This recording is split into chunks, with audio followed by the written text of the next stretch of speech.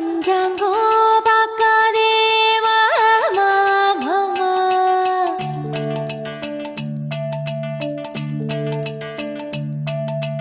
பால் காய்ச்சும் நாள் சொல்லு மாமா மாமா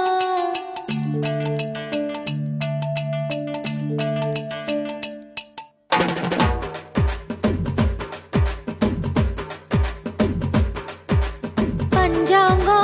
பார்க்காதே மாமா மாமா வந்து பால் காய்ச்சும் நாள் சொல்லு